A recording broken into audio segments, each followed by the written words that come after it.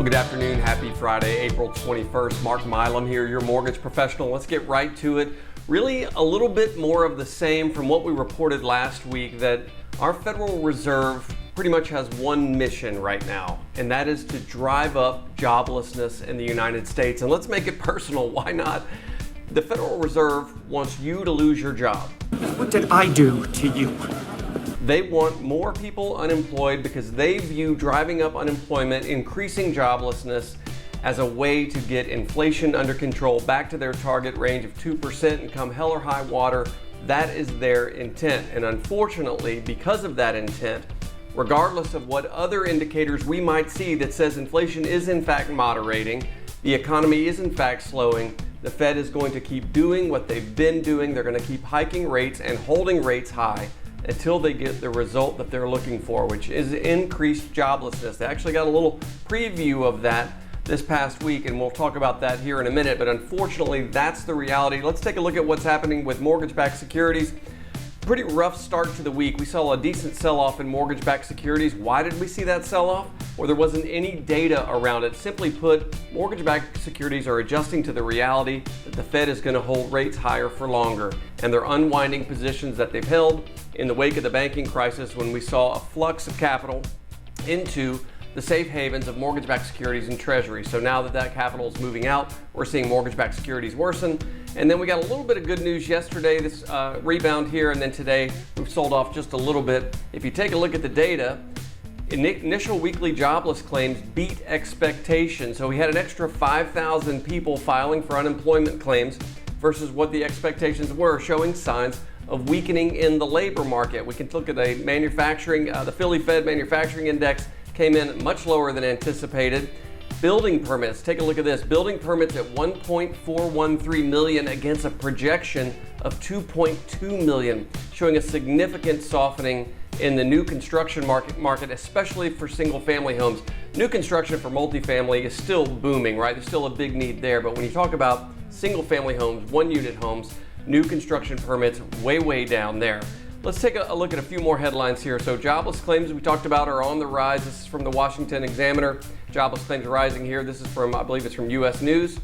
This is an overview of the Fed doves and hawks. So members of the Fed all listed right here. These are all the members of the US Federal Reserve, and it really warrants getting to know these guys, because down here at the bottom, whether it's Bullard or Waller or Mester, these are some of the more hawkish Federal Reserve members. Hey, Flaps, what we gonna do? I don't know. What do you want to do? I've got it. Let's flap over the east side of the jungle. They've always got a bit of action, a bit of a swinging scene, all right?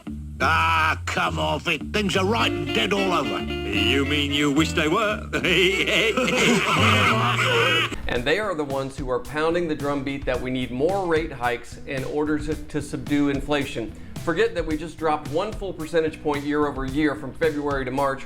We need to continue hiking rates, even though we know rate hikes don't take effect for up to 12 to 18 months after the hike occurs. So come May 3rd, sure as I'm sitting here, the Fed is going to hike the Fed funds rate by yet another 1/4 point, and we'll see how that plays out in the markets, but that is already getting priced in to mortgage interest rates. Ultimately, what the Fed cares about is increasing joblessness. So we know 0.25% interest rate hike coming on May the 3rd. We get our next reading on the CPI on May the 10th. Honestly, the CPI, while it used to be what we focused on because it was the best indicator of what's happening with inflation, it's just not that important anymore. Because why? Because the Fed wants you to lose your job, because they think joblessness going up is the key to get inflation down. Apparently, there's no other way to do it. All right, let's take a look at one more headline. This one's pretty interesting.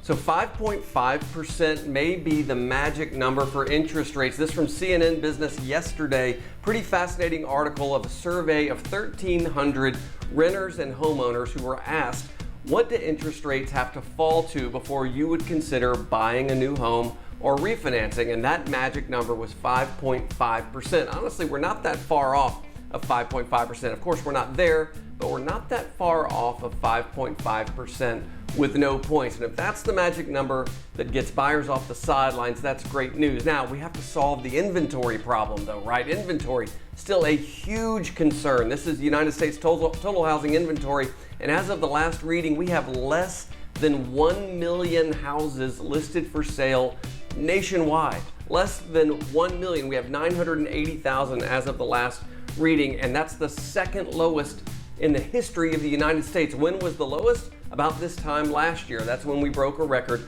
on limited number of inventory, was in spring of 2022.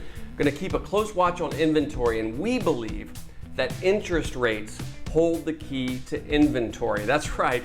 Interest rates don't just hold the key to affordability.